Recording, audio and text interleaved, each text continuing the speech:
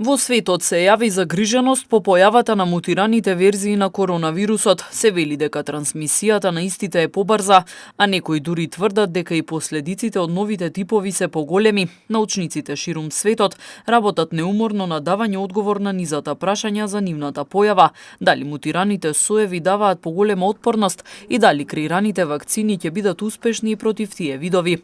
Доктор Светлана Трифуновска, специјалист по семејна медицина, вели дека мутирањето на вирусот било очекувано. Да, вирусот мутира, очекувано мутира.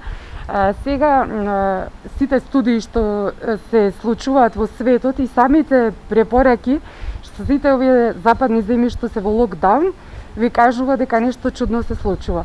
4 од тие мутирани соеви ги загрижуваат научниците во смисла да се очекува поголема вирулентност, односно клиничката слика да е влошена. Уште нема сознание како ќе реагираат овие вирулентни соеви на вакцините што се присутни секаде во светот. И уште една трета работа, самата преносливост на вирусот е многу зголемена. Сите научници работат на ова ниво да видат точно што се случува, нема доволно информации, али се гледа дека мутираните соеви даваат отпорност и имаат некои специфични нови својства кои што не се до толку очекувани. Односно, заради тие некои нови сознанија, целиот свет ви се затвара. Дали постоечките заштитни мерки се доволни за борба и со новите соеви на вирусот?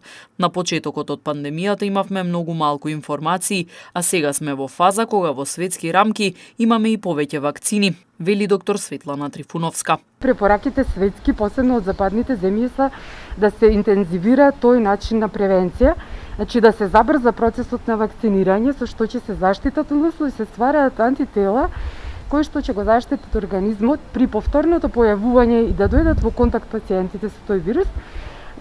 Отпорноста на организмот е на сосема друго ниво. Самата клиничка слика, самото време, на должина на траење на болеста е друга. Засегнати се други категории, на возрасти кај граѓаните и самата смртност се разбира дека ќе биде со тоа ќе нема или ќе биде намален. Вакцинациите се сега број 1. Втора работа, се изработуваат милион студии каде што се користат, во светски рамки, толку се поврзани научниците и работат на проблематика на терапија. Вие знаете, специфичен лек за ковидот не постои, но сепак при примена на одредени лекови што се користеа во комбинација, се дојде до сознание дека некои од нив многу помагаат во лекувањето на ковид.